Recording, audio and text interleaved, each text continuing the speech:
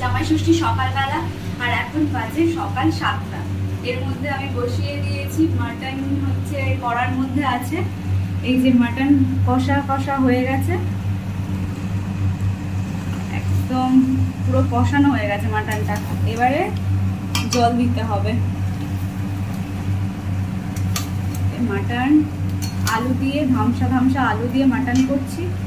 আর এই সাইডে আছে, এখানে হচ্ছে আলুর দম। এখন ঝোলটা অনেকটা কমবে, আলুটা সিদ্ধ হবে, সবেমাত্র ঝোল দিয়েছি। সকালবেলার কিছু কিছু রান্না হয়ে গেছে।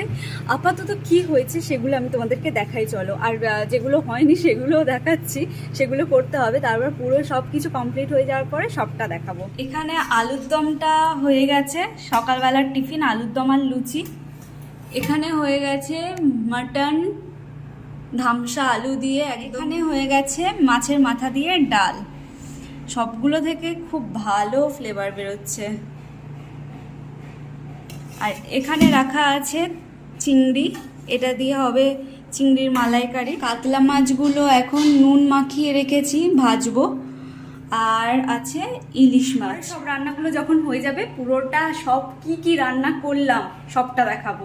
আর এই রান্না করতে গিয়ে আমার কিন্তু হাত পুড়ে গেছে, কত জায়গায় ফোসকা পড়ছে, আমার হাত পুড়ে যাচ্ছে, কত কাণ্ডই হচ্ছে। আমার এখন বাটার চিকেনটা গ্রেভির মধ্যে পড়ে গেছে, দেখতে কিন্তু হেভি লাগছে। আর ফ্লেভার মানে গন্ধটাও খুব ভালো বেরোচ্ছে, দেখা একটু।